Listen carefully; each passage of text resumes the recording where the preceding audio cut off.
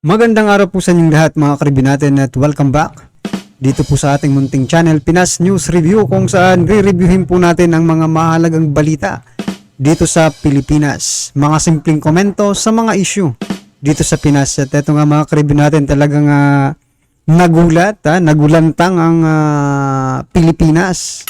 Yan dahil po dito sa mga balitang lumalabas ngayon sa mundo ng social media.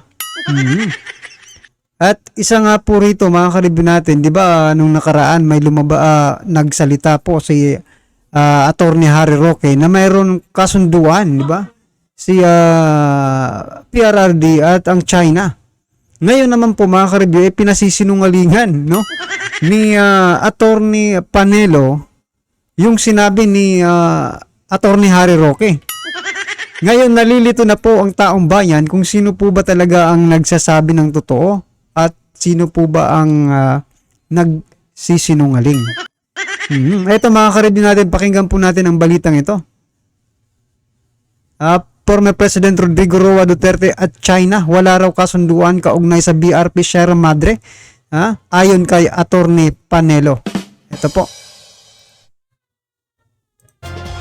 Wala raw naging kasunduan si dating Pangulong Rodrigo Duterte at ang China kaugnay sa pagpapaalis ng BRP Sierra Madre sa Ayungin Shoal.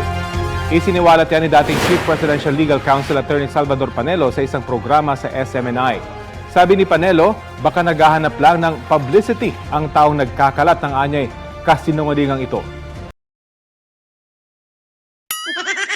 So yan mga karibin natin, ano ba? Nagkakalat ng di ba? Ano yung sinabi? Ulitin niya natin mga karibin natin. Anyay kasinungalingang ito. Naghahanap lang ng publicity ang taong nagkakalat ng anyay kasinungalingang ito. So yan mga karibin natin, naghahanap ng publicity. Itong si Attorney Harry Roque. Wala naman palang kasunduan ang China at si former President Duterte. Saan kaya nakuha ni Attorney Panelo yung impormasyong yun kung wala naman pala, di ba? So paano ba to Talo-talo na to, di ba? Talo-talo na. Kasi naghahanap daw ng publicity, yung naglabas ng kasinungalingan ito. O yan po ang sabi ni Attorney Panelo.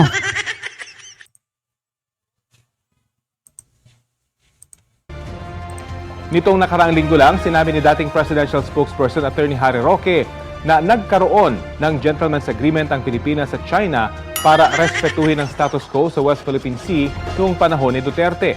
Wala pang komento si Roque sa sinabi ni Panelo. Ayon naman sa National Security Council, kung meron mang kasunduan, binabawi ito ni Pangulong Bongbong Marcos. Sabi ni retired Supreme Court Justice Antonio Carpio, dehado ang Pilipinas sa kasunduang ito. Pero para kay Roque, mas delikado kung hindi itutuloy ang gentleman's agreement. Maaari raw mawala sa atin ang Ayungin Shoal katulad na lang anya ng Scarborough Shoal o Bajo de Masinloc. Kapuso, alamin ang So yan mga karibin natin delikado talaga ang mga nangyayari dyan ngayon sa West Philippine Sea, di ba? Kasi biruin mo, binobomba na po ng tubig, yung ating mga resupply boat, Ngayon po ano po ang taong bayan na nag-aalala, nababahala kumbaga. Kasi nga po, pag sumiklab po yan, mga karibin natin, buong Pilipinas po ang apektado dyan. Hindi lang po dyan. Malay natin kung tupakin po itong China, di ba? At pumasok na rin sila sa kalupaan. Di lahat po tayo apektado dyan, At kaya nga, marami pong nagko-comment mga karibin na kung pwede daw sana nadaanin muna sa usapan. Pero napaka-strong po ng statement ng ating Pangulo na gagante, re-resbakan nga itong China. So yan mga karibin natin, at eto rin Roque, inakusahan si Trillanes na ibinenta umano sa China ang Scarborough Shoal, mga karibin natin. So eto, pakinggan rin po natin itong kanyang naging pahayag, no? Harry Roque, si dating Senador Antonio Trillanes na ibinenta umano sa China ang Scarborough Shoal. Tinabla naman yan ni Trillanes. Nasa frontline ng balitang yan, si Camille Samonte. Kung si Pangulong Rodrigo Duterte mayroon gentleman's agreement sa China kung saan nakasaad na bawal daw magdala ng construction materials sa BRP Sierra Madre. Meron naman daw secret agreement sa China si dating Senator Antonio Trillanes. Ayon yan kay dating Duterte Presidential Spokesperson Harry Roque. So yan mga karibin natin, sayang no, sayang po itong si Atty. Harry Roque, no? Para sa akin ha. Kasi po, 'di ba? Sana ito muna yung binalita niya bago niya ibinalita may si ano, 'di ba? Si Trillanes sana muna yung ano niya. Inuna. O 'di ba? Pero inunya na po si PRRD ngayon, yung mga DDS, mga karibin natin, no? Ay, hindi ko lang alam kung lahat, no? Or yung iba. Ako, mga karibin natin, wala, sablay po dito sa ano, si Atty. Harry Roque sa kanyang ginagawa, sa kanyang nilabas na mga pahayag, di ba?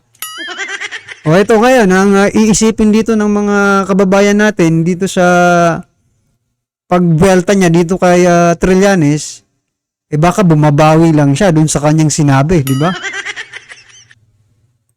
Ibinenta raw ni Trillanes sa China ang Scarborough Shoal noong panahon ni dating Pangulong Noynoy Aquino. Trililing, ikaw ang pumasok sa secret agreement.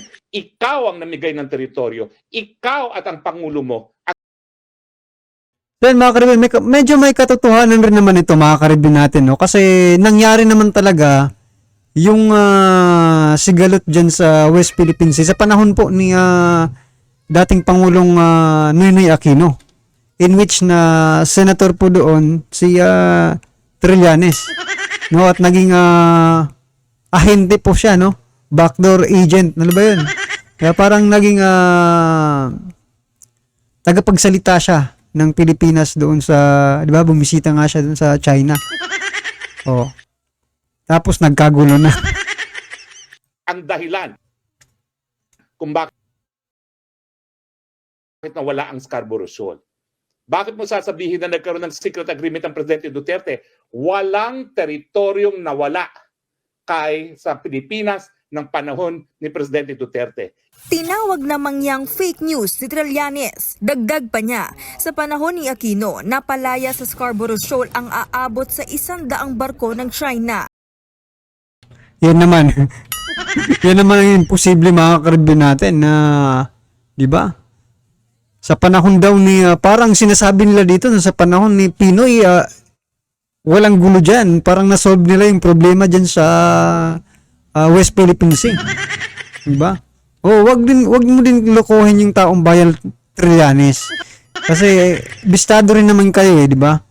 O, siguro kung nagkamali dito si Atty. Harry Roque, pero mga karibin natin, hindi po nakakalimutan ng taong bayan kung sino ba talaga si Trillanes. Administrasyong Aquino rin ang nagpanalo ng arbitration case laban sa China na isinantabi noon ni dating Pangulong Duterte. Si Trillanes ang tumayong back-channel negotiator para pahupain ang tensyon sa Scarborough noong 2012. Kung ano man ang ini-insinuate ng mga maka-Duterte na binenta ko raw ang Scarborough, maliwanag na fake news po ito.